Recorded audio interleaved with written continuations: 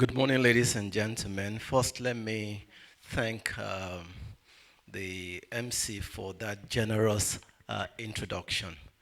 While I crave your indulgence to stand on the established protocol, please permit me to recognize particularly the chairman of the occasion, who is a friend and a former colleague, someone we reluctantly, donated from the banking and finance sector to the pharmaceutical industry. Dr. Fidelis Ayebai.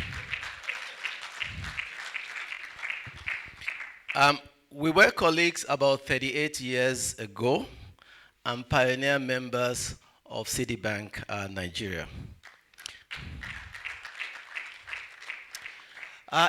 It is indeed an honor to be invited to share my thoughts at such a pivotal moment in the developmental journey of our nation and the pharmaceutical industry in particular. The theme of this year's forum, distinguished ladies and gentlemen, 2025 Economic Outlook, Surviving the Shocks and Taming the Tides by Pharmaceutical Industry Players, could not be more relevant considering the fact that we are operating in what is usually referred to as the VUCA times, a period of macroeconomic volatility, uncertainty, complexity, and ambiguity. And in order to thrive in an environment with such strong headwinds, we must learn to swim against the tide. Nigeria's pharmaceutical sector stands at a crossroads, confronted by macroeconomic turbulence, global supply chain disruptions, and transformative opportunities. Today, I will provide some analysis of the 2025 economic realities in our market, connect them to global trends, and outline paths to ensure resilience and growth in the pharmaceutical industry. So let me start with a snapshot of the economic outlook for 2025 in terms of the growth projections and structural challenges. Nigeria's economy faces significant hurdles as we progress into this year. The World Bank projected our GDP to grow at 2.9%, trailing behind sub-Saharan Africa's 3.8% average. Inflation remains stubbornly high at 23% as at the end of quarter one, 2025, driven by currency volatility, fuel subsidy reforms, and persistent food supply bottlenecks. While the Naira continues to depreciate, currently trading around 1,572 the dollar on the parallel market, further exacerbating input costs for pharmaceutical manufacturers who rely on imported active pharmaceutical ingredients and machinery for their operations. While the Central Bank of Nigeria had initially projected 4.17% as the GDP growth rate, recent economic data suggests that fiscal pressures and mounting debt servicing obligations may negate this expectation. Now, what are these fiscal and policy headwinds? Nigeria's public debt has surpassed 150 trillion naira, with 98% of federal revenue being consumed by debt servicing. This leaves, of course, very little fiscal space for investment in critical infrastructure required to stimulate local production, market competitiveness, and industrial growth. The CBN strategy to tame the unwieldy inflation through the tightening of monetary policy by raising the monetary policy rate to 27.5% recently has further restricted access to affordable credit for pharmaceutical manufacturers, thereby slowing expansion, research and development, and innovation. The 2025 national budget, set at 54.9 trillion naira, that's around $36 billion, assumes an oil price of $75 per barrel and a production target of 2 million barrels per day. But fluctuating global oil prices and domestic production challenges could threaten these projections.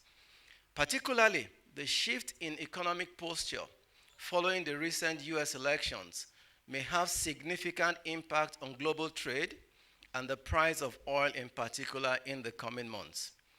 High energy costs remain a significant challenge.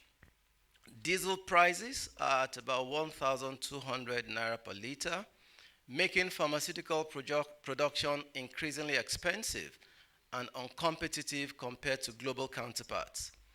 In addition, exchange rate volatility continues to impact the largely import-dependent pharmaceutical sector, where more than 60% of raw materials are sourced offshore. Now, what are the opportunities in the midst of this crisis? Opportunities, ladies and gentlemen, exist for those who are prepared to seize them even in these turbulent times. The African Continental Free Trade Agreement presents an enormous $3.4 trillion market for Nigerian pharmaceutical exports. With strategic investments, Nigeria's pharma companies can expand their footprint across Africa, leveraging this platform to boost sales and increase market share. The Nigeria Pharma Industry Plan provides a framework to reduce dependency on imported APIs, aiming to boost local production to about 40% by 2030. This initiative represents a game-changing opportunity for key players to enhance self-sufficiency, stabilize the supply chain, and reduce long-term costs.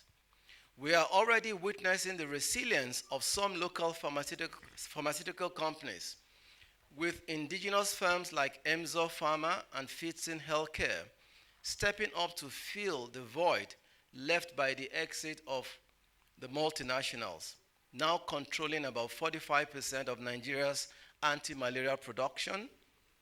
Their success demonstrates that even in difficult times, strategic investment and adaptability can drive growth and sustainability.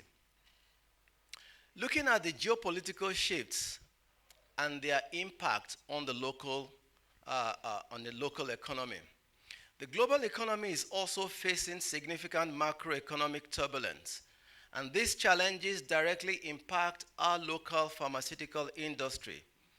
The IMF projects global growth at 3.2% in 2025, with advanced economies like the US and EU battling inflation and recessionary risks.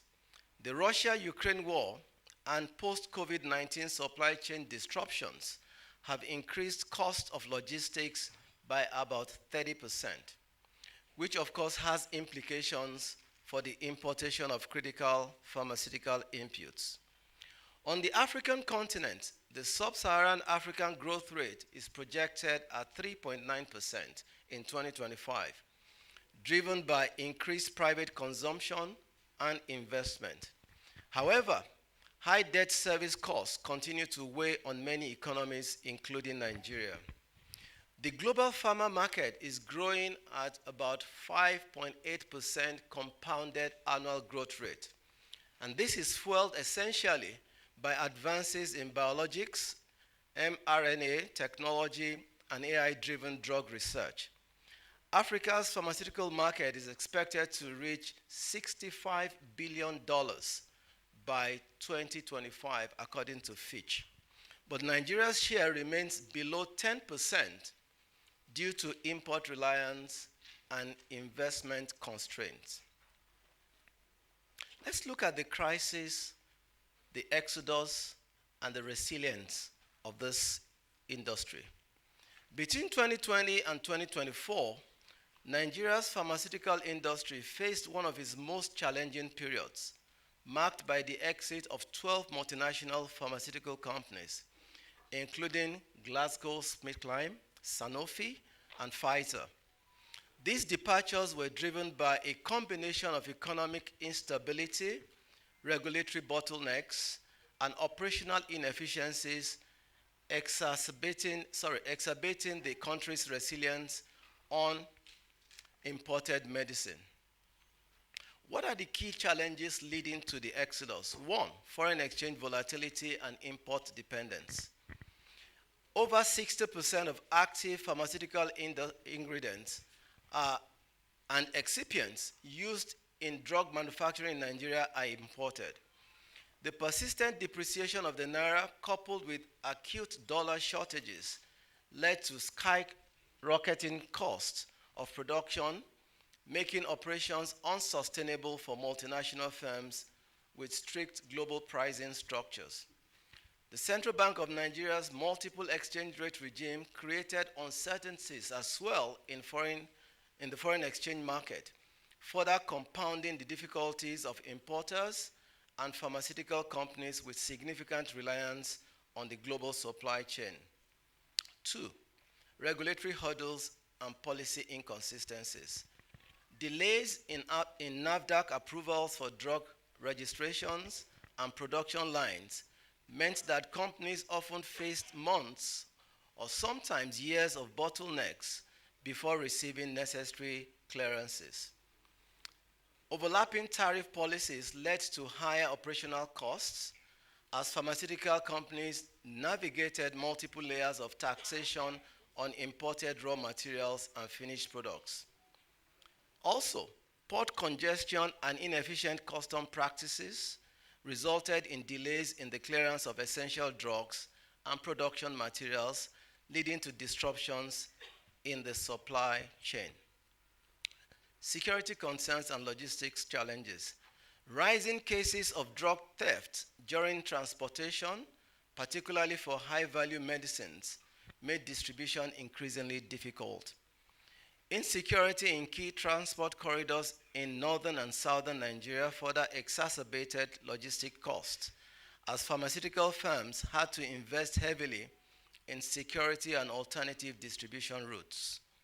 The soaring cost of energy with frequent power outages and the high cost of diesel increased the cost of running manufacturing plants, making local production less competitive.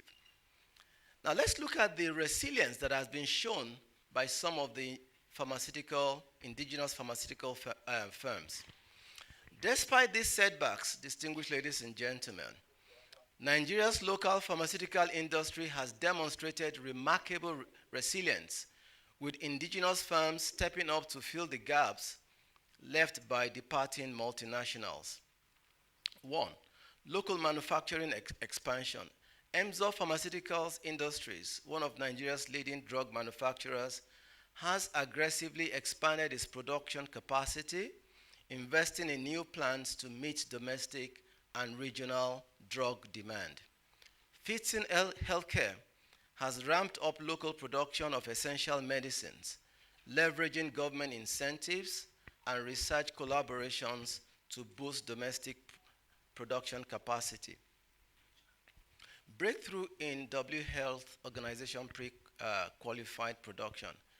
In a significant milestone for Nigeria's pharmaceutical sector, Green Life Pharmaceuticals launched the country's first WHO pre-qualified antiretroviral drug manufacturing plant. This certification allows Nigeria to produce and export high-quality ARV drugs across Africa, reducing dependency on foreign suppliers and positioning Nigeria as a pharmaceutical hub under the African Continental Free Trade Agreement. The National Drug Policy has emphasized increased local production and reduced dependency on imports, encouraging investment in active pharmaceutical ingredients manufacturing. The Central Bank's Intervention Fund for the pharmaceutical sector has also provided financial support for local firms to expand their production facilities and adopt more cost-effective processes. Some state governments have initiated public-private partnerships to support local pharmaceutical companies in addressing infrastructure gaps, including power and logistics. Let's look at the innovation and new business models that are being exhibited in the sector. It is instructive to know that many indigenous companies have shifted towards herbal and alternative medicine research, tapping into Nigeria's rich biodiversity to develop locally sourced, plant-based treatments for common ailments. The rise of e-pharmacy and telemedicine has also allowed for direct-to-patient distribution models, improving access to essential medicines while bypassing traditional supply chain inefficiencies. Distinguished ladies and gentlemen, while the pharmaceutical industry in Nigeria has faced immense economic and regulatory headwinds, the resilience and adaptability of local players have ensured that the sector remains viable. The exit of multinational firms has created an opportunity for indigenous manufacturers to scale up, attract investment, and drive innovation. With continued government support, policy reforms, and regional trade expansion under AFTA, Nigeria's pharmaceutical industry is poised for a transformative comeback, positioning itself as a key player in the African healthcare market. Now let's look at the opportunities and areas of what I believe should be the areas of focus for the key players in Nigeria's pharmaceutical industry. I believe that the exit of multinational pharmaceutical companies, while challenging, has created significant opportunities for local players, investors, and policymakers to redefine the industry's future. The current macroeconomic environment, characterized by foreign exchange volatility, rising production costs, and supply chain disruptions, has exposed vulnerabilities but also highlighted areas where local manufacturing, research, and strategic partnerships can thrive. I'd like to look at 6 of those areas, which I call the 6 pillars of opportunities. 1, strengthening local pharmaceutical manufacturing capability. With the departure of major multinational firms, there is a pressing need to ramp up local drug production. Investing in active pharmaceutical ingredients, manufacturing, and finished pharmaceutical products can reduce dependency on imports and mitigate forex-related pressures. Key focus areas should include essential generic medicines such as paracetamol, antibiotics, and anti-inflammatories. Cardiovascular drugs to address the rising burden of hypertension and heart disease. Antimalarials and antibiotics, of course, given Nigeria's high burden of infectious diseases. Diabetes and insulin products. As lifestyle diseases become more prevalent, this also becomes quite important. Maternal and child health products, including prenatal vitamins and pediatric medications. So that's the first pillar, looking at strengthening local pharmaceutical manufacturing capability. 2, the second pillar, would revolve around the expansion of biotechnology and vaccine production. The COVID-19 pandemic underscored the importance of local medicine manufacturing. Nigeria's current engagement with the World Health Organization on vaccine self-sufficiency should be further leveraged. Local production of the following are worthy of attention: vaccines for malaria, tuberculosis, and hepatitis, mRNA and recombinant vaccines for emerging health threats, human papillomavirus vaccines to combat cervical cancer. This will not only improve public health outcomes, but also strengthen the industry's competitiveness. The third pillar, herbal and alternative medicine commercialization. Nigeria has a rich biodiversity that supports traditional medicine. The increasing global shift toward plant-based medicines, nutraceuticals, and alternative therapies presents opportunities for investment in 1, anti-malarial herbal formulations, nutraceuticals for immunity boosting, herbal supplements for diabetes and hypertension management. However, This requires strong regulatory frameworks, research-backed validation, and standardization to compete in global markets.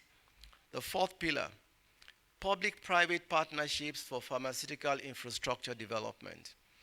Addressing industry bottlenecks such as inadequate research capacity, poor regulatory enforcement, and weak infrastructure will require government incentives and private sector participation. Areas of intervention should include specialized pharmaceutical industrial zones with incentives for local drug production, tax breaks and subsidies for manufacturers investing in R&D and local raw material sourcing. Strengthening regulatory agencies, including NAFDAC and Standards Organization of Nigeria, to ensure global standard compliance and boost investor confidence. The fifth pillar will be around the expansion into export markets and regional supply chains. Nigeria's pharma sector, distinguished ladies and gentlemen, which incidentally operates in Africa's largest economy, should position itself as a regional pharmaceutical hub under the African Continental Free Trade Agreement. This will involve enhancing production capacity to meet West African pharmaceutical demand and exporting to neighboring ECOWAS countries facing supply challenges. And of course, leveraging trade agreements for access to international funding and technical support. The last pillar, digital health and e-pharmacy expansion. The rise of telemedicine, e-prescriptions, and online pharmacies present an avenue for improving drug accessibility in urban and remote areas. The opportunities accruing from this development include investments in AI-powered drug distribution networks, e-health platforms for direct patient engagement, blockchain-enabled pharmaceutical supply chains to reduce counterfeiting, all of which have the potential to attract tech-driven investors and modernize Nigeria's pharmaceutical industry. Distinguished ladies and gentlemen, while the challenges facing Nigeria's pharmaceutical sector are significant, they present a transformative opportunity for local players to take charge of the industry's future. By focusing on local manufacturing, biotechnology, herbal medicine, export growth, infrastructure development, and digital health solutions, Nigeria can build a more resilient and self-sustaining pharmaceutical ecosystem. Strategic investments, policy incentives, and industry collaboration will be crucial in ensuring business sustainability, job creation, and improved healthcare access for millions of Nigeria. A call to action, taming the tides together. The shocks that we face indeed are formidable, but history reminds us that crisis breeds innovation. To navigate these challenges successfully, we must, one, unite as an industry, to forge coalitions to lobby for relevant concessions and improved infrastructure. Two, we need to invest in talent by upskilling our workforce for good manufacturing practice, compliance, and advanced manufacturing. And thirdly, we need to think globally and act locally.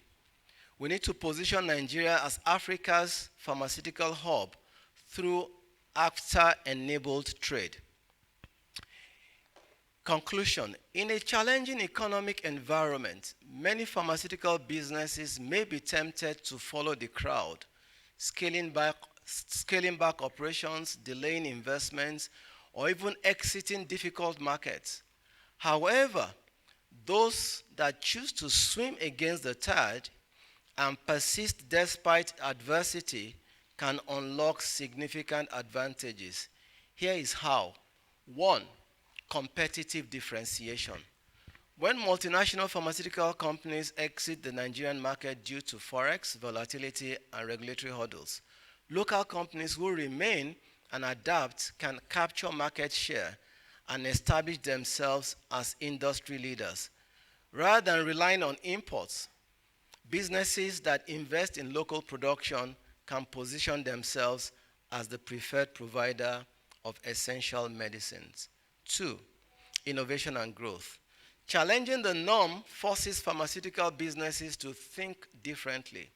Companies that invest in alternative raw material sourcing, local active pharmaceutical ingredient production, and digital supply chain solutions will be better positioned for long-term sustainability.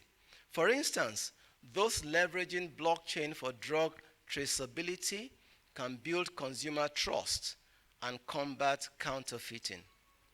Thirdly, first mover advantage in market leadership. While others hesitate, businesses that expand manufacturing capacity, adopt new technologies, and enter underserved markets will enjoy first mover advantages. For example, local firms investing in the WHO pre-qualified ARV production are poised to dominate regional exports under the African Continental Free Trade. 4, strengthening resilience and crisis preparedness. Navigating economic shocks helps pharmaceutical companies build resilience. Businesses that master crisis management through currency risk hedging, localized supply chains, and renewable energy adoption will not only survive tough times, but also thrive when stability returns. 5, unlocking new market opportunities. Swimming against the tide will require pharma businesses to identify untapped opportunities. For example, companies who invest in biosimilars, nutraceuticals, and vaccine production could secure early dominance in high-growth segments of the market. Likewise, focusing on affordable generics for West African markets can create new revenue streams. 6, influence and policy advocacy. Pharmaceutical businesses will need to engage and advocate for policy reforms, tax incentives, and streamlined NAFDAC approvals in order to shape a more favorable business environment. By being at the forefront of industry discussions, you can influence regulatory decisions that benefit local manufacturers. Higher long-term returns for higher risk. Taking a contrarian approach often yields the greatest rewards. Businesses that invest in local pharmaceutical infrastructure today, when others retreat or prevaricate, will benefit from reduced competition, brand loyalty, government incentives, and long-term cost savings when the market stabilizes eventually. Distinguished ladies and gentlemen, the pharmaceutical industry stands at a crossroads. By embracing innovation, fostering collaboration, and committing to excellence, you can transform current challenges into opportunities and build a resilient, self-sufficient, and globally competitive pharmaceutical industry. Let us seize this moment, not just to survive the headwinds, but to rethink our corporate strategies to ensure that the industry thrives in spite of the tides. I thank you for your attention.